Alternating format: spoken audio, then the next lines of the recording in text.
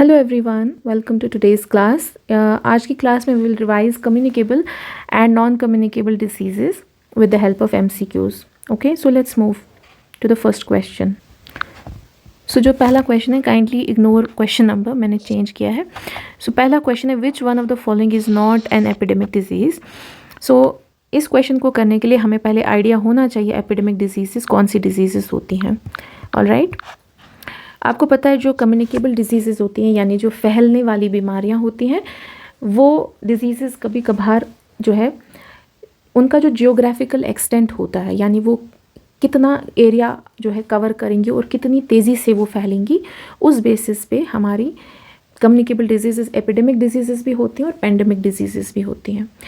Epidemic disease वो होती हैं जिनका जो जियोग्राफिकल एक्सटेंट वो एक कम्युनिटी, एक लोकलिटी हो सकता है. वो मतलब ज़्यादा लार्ज एरियाज़ को कवर नहीं करती हैं लेकिन फैलती हैं, ठीक है, यानी कंटेजियस होती हैं, कम्युनिकेबल होती हैं.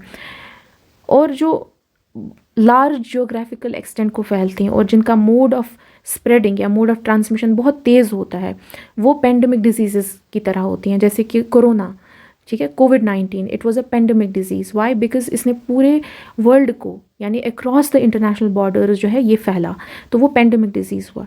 अब जो एपिडेमिक डिजीज़ होती हैं वो पेंडेमिक डिजीज़ से जो के कंपैरिजन में जो जियोग्राफिकल एरियाज़ कवर करते हैं वो कम होता है लेकिन वो फैलती हैं कम्युनिटीज़ में, ठीक है. जैसे कि हम पहला ऑप्शन अगर हम देखें तो it is cholera. Okay, cholera जो है it is caused by a group of pathogen जिन्हें हम विब्रियो कॉलरिया कहते हैं, ठीक है. Cholera is caused by due to contaminated food and water, ठीक है. जिस पानी में या जिस खाने में इन पैथोजेंस का काफ़ी ज़्यादा लोड हो, अगर वो कोई कंज्यूम करे तो उसमें कॉलरा फैलने के चांसेस होते हैं. और सिंस कॉलरा जो है ये पर्सन टू पर्सन फैलता है यानी कंटेजियस है, इसलिए एपिडेमिक डिजीज़ जो है कन्वर्ट होने में काफ़ी चांस रहता है. सो कॉलरा जो है एपिडेमिक बनने में चांसेस में अच्छा खासा रहता है. Now second option is malaria. Malaria जो है it is caused bye plasmodium, ठीक है, जिसमें काफ़ी सारी स्पीशीज़ आती हैं. जैसे प्लास्मोडियम वाइवेक्स एक काफ़ी कॉमन मतलब इसकी स्पीशीज़ है जो मलेरिया कॉज करती है. प्लास्मोडियम जो है ये एक प्रोटोजोन है, ठीक है. इसका मतलब मलेरिया जो है इट्स अ प्रोटोजोन डिजीज़. अब ये प्लास्मोडियम क्या करता है, ये एनोफिलस मॉस्कीटो को अपना होस्ट बनाता है.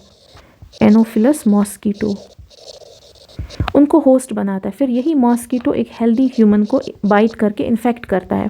और इस तरह प्लास्मोडियम प्रोटोजोन जो है वो अपना हाफ लाइफ साइकिल अपने पहले होस्ट एनोफिलस मॉस्कीटो में कंप्लीट करता है और जो रेस्ट हाफ साइकिल है वो एक हेल्दी ह्यूमन में कंप्लीट करता है और उसके ब्लड स्ट्रीम में फैलता है और इस वजह से उस हेल्दी ह्यूमन को मलेरिया हो जाता है, ठीक है. मलेरिया जो है ये भी कंटेजियस है यानी इसमें भी पर्सन टू पर्सन फैलने का अच्छा चांस रहता है और इसीलिए एपिडेमिक डिजीज़ कन्वर्ट होने की प्रोबेबिलिटी रहती है. Likewise you have now third option which is small pox. Small pox जो है इसमें बॉडी पे रेड रैशेज निकलते हैं जो कि फिर ब्लिस्टर्स बनते हैं यानी फ्लूइड फिल्ड पस्ट्यूल्स होते हैं, वो बॉडी पे निकल जाते हैं. इसमें ये भी कंटेजियस है, इसलिए इस वजह से स्मॉल पॉक्स जो है ये भी एक एपिडेमिक डिजीज़ बन सकता है अगर ये ज़्यादा एक्सटेंट पे फैल सकता है. सो थोड़ा चांस है. नाउ ये जो एलिफेंटिएसिस है ये हमारा करेक्ट ऑप्शन है क्योंकि एलिफेंटिएसिस जो है it is not an epidemic disease. Why is it not an epidemic disease, वो थोड़ा हम देखते हैं. एलिफेंटिएसिस जो है इट इज़ कॉज्ड बाय एक राउंड वर्म, ठीक है, जिसका नाम है वुचेरिया बेनुक्राफ्टी जो बहुत कॉमन है. ये भी एक मॉस्किटो को इन्फेक्ट कर मतलब होस्ट बनाता है, फिर वही मॉस्किटो एक मैन में आ जाता है, ठीक है, और इस तरह एक हेल्दी ह्यूमन को इन्फेक्ट करता है. अब इससे क्या होता है, इस डिजीज़ का दूसरा जो नाम है मेडिकल टर्मिनोलॉजी में उसे हम लिम्फेटिक फिलेरियोसिस के नाम से जानते हैं. लिम्फेटिक फिलेरियोसिस में इंसान का क्या हो जाता है कि जो इंसान की लिम्स होती हैं, लोअर लिम्स खासतौर पे यानी लेग्स और जो स्क्रोटल एरिया होता है उनमें काफ़ी ज़्यादा स्किन हार्डनिंग होती है यानी बिल्कुल हाथी जैसे लेग्स हो जाती हैं. डिसफिगरिंग ऑफ लेग्स होता है, डिसफिगरिंग ऑफ लिम्स होता है. ये एक दूसरा जो लिम्फेटिक सिस्टम है ह्यूमंस का उसमें क्या होता है, एडिमा हो जाता है, ठीक ठीक है, यानी कि वो फ्लूइड से भर जाती हैं, ठीक है। तो this is a non contagious disease. अब एलिफेंटिएसिस पर्सन टू पर्सन जो है नहीं फैलती हैं, इसलिए इसमें एपिडेमिक डिजीज़ बनने का चांस नहीं रहता। So this is the most correct option for this particular question. Now let's move to another question. Okay, यहाँ पे जो क्वेश्चन है which is which one of the following viruses is responsible for recent death of lions in Gir national park. इसका जो correct option है, ये current affair से question है, तो इसका करेक्ट ऑप्शन है कैनाइन डिस्टेम्बर वायरस, ठीक है। यहाँ से आपके लिए एक और क्वेश्चन बनता है कि विच यू कैन लाइक आप वो पता कर सकते हैं जीके के लिए। सो दैट इज़ कि गिर नेशनल पार्क किस स्टेट में लोकेटेड है, ठीक है, दैट वन। सेकेंड कि इसमें कौन सी स्पीशीज़ पाई जाती हैं, मेजर स्पीशीज़, ठीक है, जिनकी कंजर्वेशन के लिए गिर नेशनल पार्क जो है वो इस्टेब्लिश की गई है। Okay, now let's move to another question. Okay, so this question says sleeping sickness is a parasitic disease of humans and other animals. It's caused by. पहली बात, अगर आपको पता है स्लीपिंग सिकनेस जो है इसका दूसरा नाम है ट्रिप्नोसोमेसिस। तो आपको वहीं से आंसर पता चलेगा। इसका करेक्ट आंसर जो है वो ऑप्शन बी होगा। अब ये स्लीपिंग सिकनेस क्या है? It's also caused by it's a parasitic disease, so it's caused bye protozoan, ठीक है, इट्स कॉज्ड बाय प्रोटोजोन। और इसमें जो होस्ट है यानी जिसकी वजह से ये डिजीज़ फैलती है दैट इज़ सीसी फ्लाई। इसमें कई सारी प्रोनाउंसिएशन है but you can remember this one. CC fly जो है उसकी वजह से ये स्लीपिंग सिकनेस यानी ट्रिप्नोसोमेसिस की डिसीज़ जो है इंसानों और बाकी जानवरों में होती है। अब इसमें नाम से ही आपको पता चलता है स्लीपिंग सिकनेस का मतलब है इसमें स्लीप डिस्टर्बेंसेस हो जाते हैं इंसानों में, ठीक है, स्लीप डिस्टर्बेंसेस एक। दूसरा, इसमें प्रोफाउंड लेथार्जी आती है, वीकनेस आ जाती है। Okay, so these are some of the common symptoms of this particular disease. इससे ज़्यादा I mean to say this is enough for this question, you know, to explore. Now let's move to another question.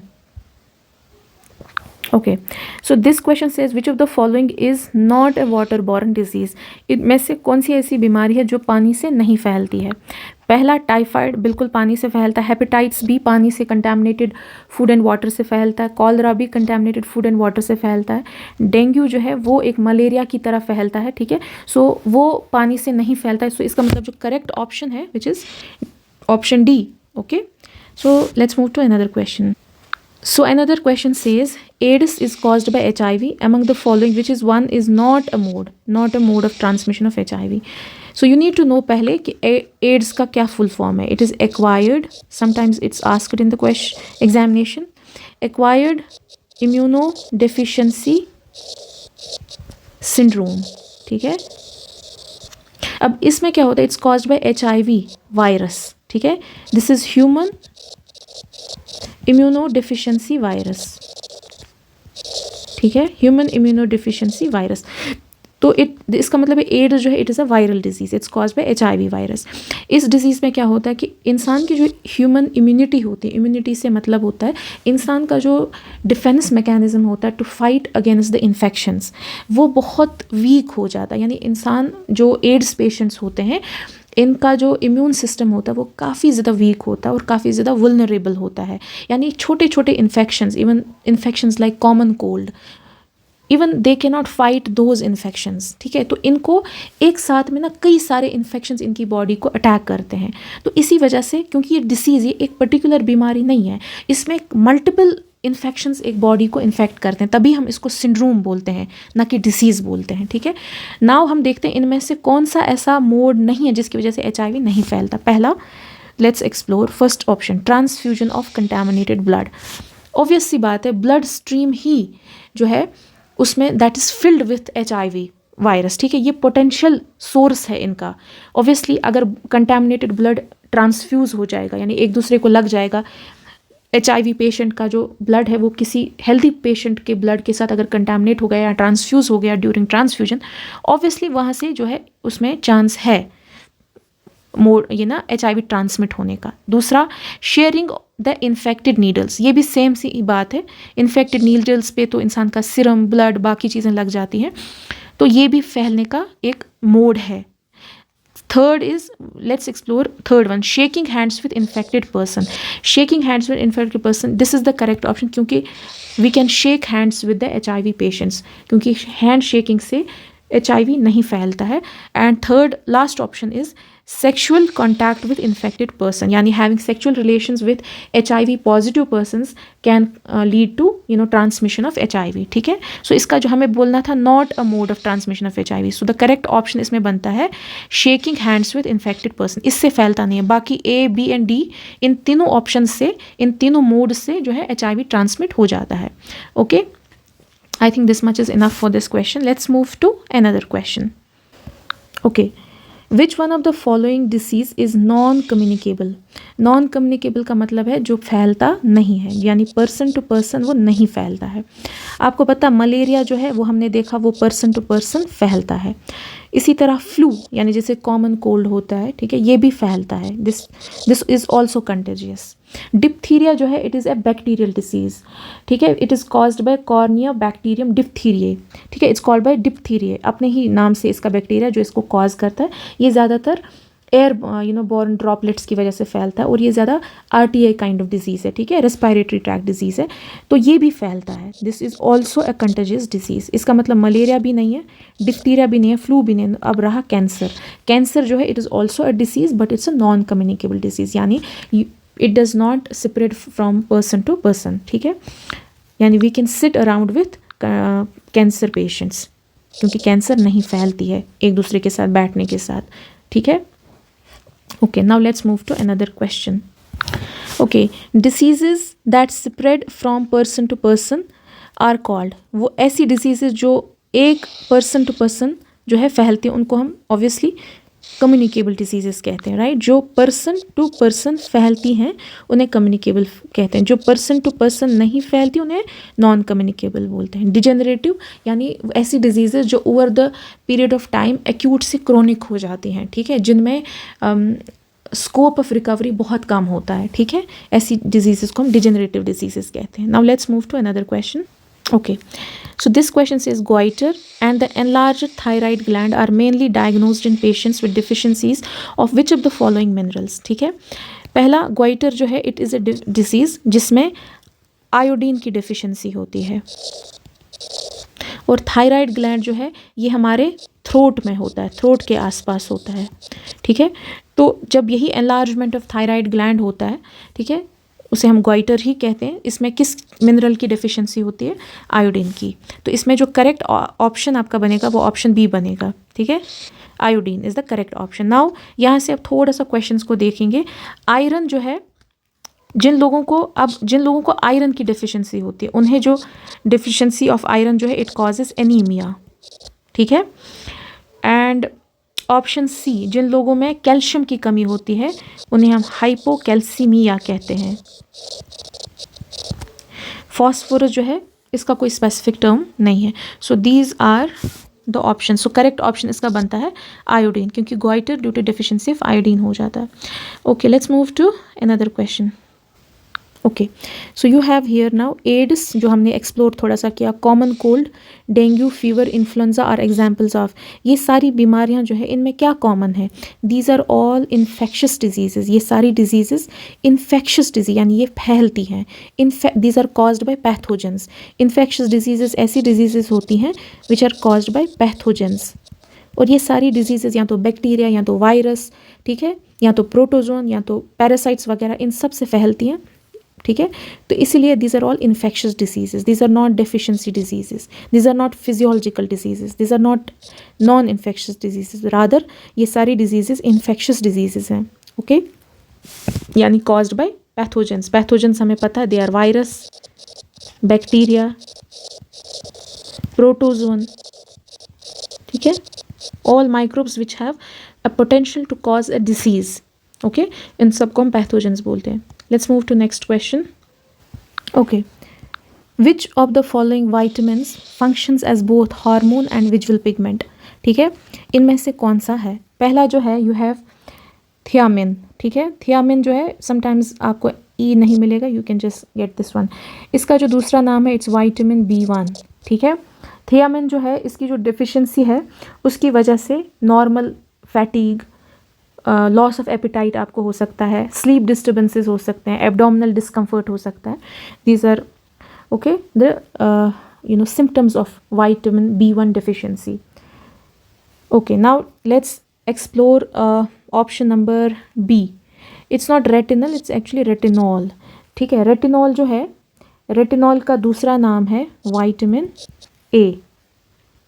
Okay, now retinol जो है vitamin A है हमारी body का. ठीक है, chemically it's retinol, common name इसका vitamin A है. Okay, जब इंसान को विटामिन ए जो है ये आँखों के लिए है, आइज़ के लिए है, यानी कि विजुअल पिगमेंट. तो आपको आधा क्वेश्चन आपका यहीं से सॉल्व होता है. ठीक है, अगर जिन लोगों को रेटिनॉल यानी कि विटामिन ए की डेफिशिएंसी होती है, उन्हें एक डिसीज़ होती है जिन्हें हम कहते हैं ज़ीरोप्थेल्मिया. ठीक है, यानी कि जिनमें न्यूट्रिशनल विटामिन ए की डेफिशिएंसी हो जाती है. Now the third option is riboflavin. ठीक है, राइबोफ्लेविन जो है इसका दूसरा नाम है विटामिन B2. ठीक है, and third is, last one is folic acid. Okay, folic acid जो है इसका जो रिलेशन है, इसका नाम है असल में विटामिन B9. कभी कभार इसे फोलासिन भी कहते हैं. ठीक है, यानी ये आपको आयरन जो है,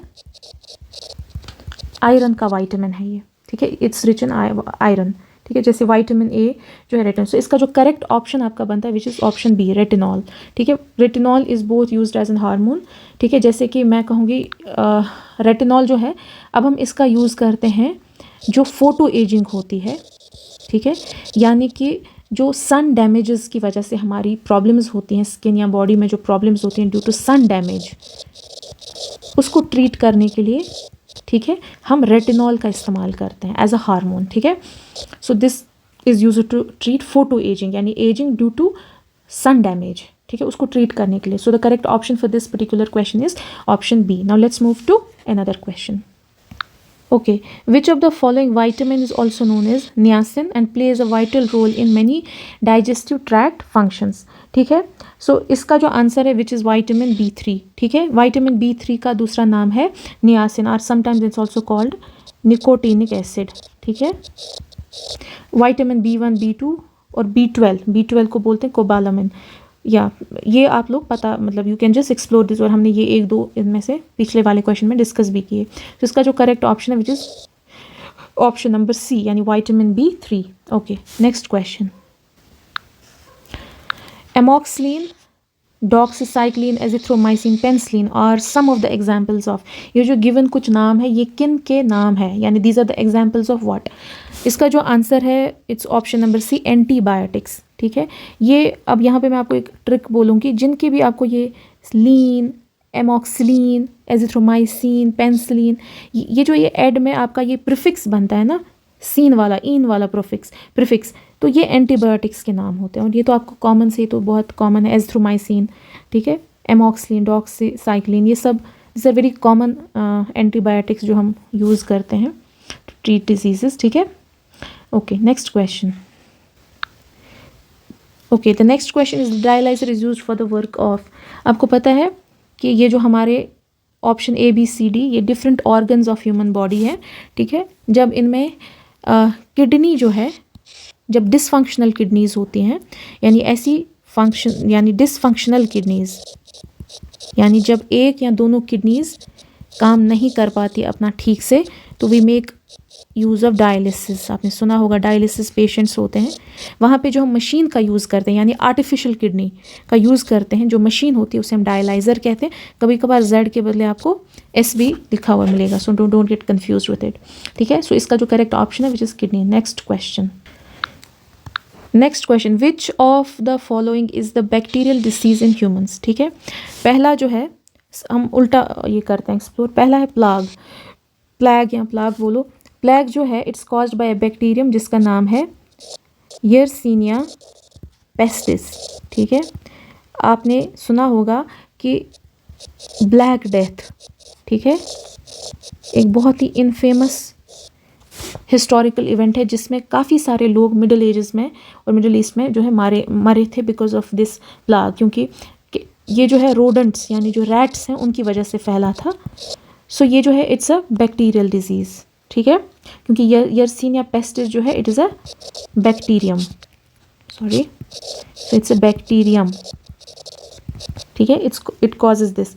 now which of the following is अच्छा, डिसेंट्री जो है, डिसेंट्री कोई डिजीज़ नहीं है एक्चुअली, इट्स अ सिम्टम, ठीक है, ये बहुत सारी डिजीज़ का सिम्टम है। मलेरिया जो है आपने देखा वो एक पैरासिटिक डिजीज़ है, ठीक है, वो एक पैरासिटिक डिसीज़ है, ठीक है, क्योंकि वो प्लास्मोडियम की वजह से होता है जो एनोफिलस मॉस्किटो को इन्फेक्ट करता है, जो हमने शायद फर्स्ट के सेकंड क्वेश्चन में देखा था, ठीक है। तो मलेरिया जो है इट्स अ पैरासिटिक डिजीज़, सो ये तो नहीं है, ठीक है। डिसेंट्री जो है, डिसेंट्री एक ऑप्शन है जो बैक्टीरियल इन्फेक्शंस की वजह से होता है, ठीक है, कभी कभार पैरासिटिक इन्फेक्शंस की वजह से भी हो सकता है। So in my opinion dysentery as well as plague दोनों जो है करेक्ट ऑप्शन है, so both A and C are the correct options, ठीक है। Next question, next question is the common cold is caused by, common cold आपको पता है यही नज़ला ज़ुकाम जो है, यानी जिसे हम कॉमनली इन्फ्लुएंजा भी कहते हैं, ठीक है।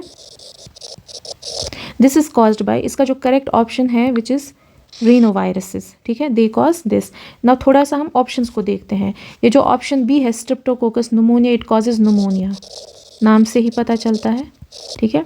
Salmonella typhimurium, this is also bacteria, ये आपका गट जो है यानी जो इंटेस्टाइनल इन्फेक्शन जो है वो उसकी वजह से होता है।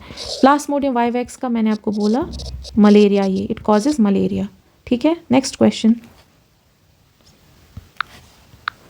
A toxic substance responsible for the chills and high fever recurring every 3 to 4 days in malarial fever। आपको पता है जब किसी को मलेरिया हो जाता है तो उसमें काफ़ी सारा चिल्स मतलब उसको ठंडी गर्मी दोनों साथ लगते हैं, फीवर काफ़ी ज़्यादा हाई रहता है जो हर 2 दिन 3 दिन बाद आता रहता है। ये इस वजह से होता है क्योंकि एक टॉक्सिन सब्सटेंस जो है वो हमारी बॉडी में ब्लड स्ट्रीम में आ जाता है, बिकॉज जब हमारे पास मलेरियल इन्फेक्शन होता है, when you are infected by malarial infection, ठीक है। तो इसका जो करेक्ट ऑप्शन है विच इज़ हीमोजॉइन, ठीक है। नाउ हम थोड़ा सा इन वाले क्वेश्चन ऑप्शंस को एक्सप्लोर करते हैं, ठीक है। जो पहला ऑप्शन है विच इज़ इंटरफेरॉन, इंटरफेरॉन जो है पहला जो ऑप्शन है इंटरफेरॉन, ये क्या है, व्हाट आर इंटरफेरॉन्स, इंटरफेरॉन्स है हमारी बॉडी में आपको पता है प्रोटीन्स हैं, ठीक है। प्रोटीन्स जो हमने आर्टिफिशियली यानी kind of man made prepared proteins जो हैं उन्हें हम इंटरफेरॉन्स कहते हैं, और we are using them sort of as drugs भी हम इस्तेमाल करते हैं उनको, ठीक है। That is once. Now third option is hirudin, option number C, right, option number C. Option number C जो है आपको पता है कि लीचेस जो होते हैं, ठीक है, लीचेस का काम होता है वो ब्लड सकिंग करते हैं, खून चूसते हैं वो, ठीक है। इनकी बॉडी में एक एंटीकोगुलेंट, एक काइंड ऑफ आप समझो एक इनका जो सेलिवरी ग्लैंड होता है वहाँ से एक समझो आप एक केमिकल सब्सटेंस रिलीज होता है, ठीक है, जो एंटीकोगुलेंट है यानी ब्लड को कोगुलेशन से बचाता है। एंटीकोगुलेंट मीन्स यानी जो ब्लड का जो कोगुलेशन है, ब्लड का जो जम जाना है उसको बचाता है, ठीक है। जैसे ह्यूमन बॉडी में, हमारी बॉडी में जो खून चलता रहता है वो कभी नहीं जमता है हमारी बॉडी का, क्यों, क्योंकि हमारी बॉडी में नेचुरली एक एंटीकोगुलेंट है जिसका नाम है हेपेरिन। इसी तरह हेपेरिन जो है वो एक एंटीकोगुलेंट है प्रेजेंट इन ह्यूमन बॉडीज़, जिसकी वजह से हमारी बॉडी में जो ब्लड जो है उसका फ्लो जो है वो कंटिन्यूस है, वो खून हमारा विद इन द बॉडी नहीं जमता है।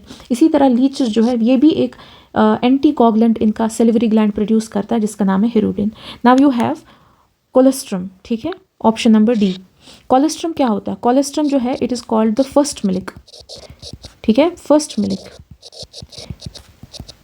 And it is rich in immunoglobins, ठीक है। ये इम्यूनोग्लोबिन्स और ग्रोथ फैक्टर्स जो बच्चे के लिए बहुत ज़रूरी होते हैं, it is rich in growth factors and immunoglobins, and तभी हम कहते हैं कि बच्चे को हमेशा जो है जो पहला दूध माँ का होता है कोलेस्ट्रम वो हमेशा पिलाना चाहिए, क्योंकि इट्स रिच इन इम्यूनोग्लोबिन्स। खास तौर पे इम्यूनोग्लोबिन बहुत तरह के हैं, इम्यूनोग्लोबिन ए जो है दैट इज़ कोलेस्ट्रम जो है it is rich in immunoglobulin A. Sometimes these kind of questions are asked. Okay, next question. Okay, a protein और a polysaccharide molecule that stimulates antibody formation, ठीक है। ओके, थोड़ा सा इस क्वेश्चन को हम एक्सप्लोर करते हैं। देखो हमारी बॉडी जो है उसका एक डिफेंस सिस्टम है, ठीक है। वो डिफेंस सिस्टम जो हमारी बॉडी को इन्फेक्शन से बचाता है, ठीक है। जब भी हमारी बॉडी को कोई फॉरेन सब्सटेंस फॉरेन सब्सटेंस का मतलब है कोई पैथोजन, ठीक है, कोई बैक्टीरिया। पैथोजेंस मैंने बोला वायरसेस हैं, बैक्टीरियाज हैं, पैरासाइट्स हैं, ठीक है, प्रोटोजोन्स हैं। जब ये पैथोजेंस हमारे यहाँ कभी कभार इवन जब हमें कोई स्नेक या कोई ऐसा विनम आ जाता हमारी बॉडी में, जहर है ना, कोई जानवर अगर हमें काटता है या कोई इंसेक्ट हमें बाइट करता है तो वो अपना विनम हमारी बॉडी में डाल देता है, वो सारे हमारी बॉडी के लिए फॉरेन सब्सटेंसेस होते हैं, ठीक है, यानी पैथोजेंस होते हैं। हमारी बॉडी को पता है कि वो उसे आइडेंटिफाई नहीं करते, बल्कि उनको लगता है कि हमारी बॉडी का हिस्सा नहीं है, these do not belong to our body, तो हमारे लिए, हमारी बॉडी के लिए वो फॉरेन सब्सटेंस होता है। इसलिए कि अब हमारा जो बॉडी का जो डिफेंस सिस्टम होता है वो इन्हीं फॉरेन जो सब्सटेंसेस हैं, इन जिन्हें हम कॉमनली कहते हैं इन्फेक्शंस, इन इन्फेक्शंस के खिलाफ हमारी बॉडी जो है वो लड़ती है, ठीक है। और लड़ने का जो पहला तरीका है हमारी बॉडी का वो है जिसे हम कहते हैं एंटीबॉडी फॉर्मेशन, एंटाईबॉडी, ठीक है। बॉडी मीन्स जो हमारी बॉडी का anti means which is against our body, यानी जो हमारी बॉडी को बिलोंग नहीं करता। और वो कौन सी चीज़ें हैं, वो यही फॉरेन सब्सटेंसेस हैं। इन्हीं फॉरेन सब्सटेंसेस को हम मेडिकल टर्मिनोलॉजी में एंटीजेंस कहते हैं, ठीक है। तो इसका मतलब इस क्वेश्चन का जो करेक्ट आंसर है दैट इज़ एंटीजन, ठीक है। Antigen they are the precursors of antibody formation, वो हमारी बॉडी में एंटीबॉडी यानी कि हमारी बॉडी का डिफेंस सिस्टम एक्टिवेट, स्टिमुलेट का मतलब है एक्टिवेट करने में वही मदद करते हैं, ओके। और जो इसमें ये वाले ऑप्शंस हैं exotoxin, endotoxin, these are 2 types of toxins जो हमारी बॉडी में प्रोड्यूस होते हैं या हमारी सेल्स जो हैं प्रोड्यूस करते हैं। एंटीबायोटिक्स आपको पता है ऐसी ड्रग्स होती हैं, these are a class of drugs which we take normally against the bacterial infection. जब बैक्टीरियल इन्फेक्शंस होते हैं वी टेक एंटीबायोटिक्स, ठीक है। Okay, I think this was the last question. Yes, this was the last question, okay. I hope आपको आज का ये lecture काफ़ी अच्छा लगा। अगर आप कोई अच्छा लगा please like, share and subscribe, okay. Thank you.